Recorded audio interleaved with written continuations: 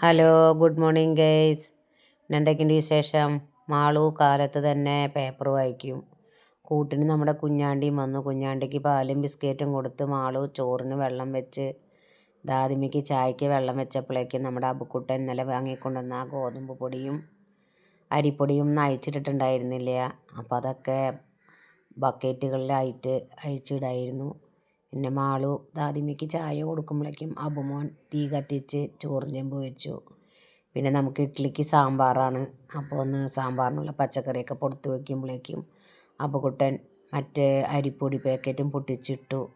അതിൻ്റെ ഇടയിൽ ദാദിമയ്ക്ക് തീരെ വയ്യാന്ന് തോന്നിയപ്പോൾ ഞങ്ങൾ ഷുഗർ നോക്കാൻ വേണ്ടി ഷുഗറിൽ നോക്കിയപ്പോൾ ഷുഗറൊന്നും വലിയ കുഴപ്പമില്ല.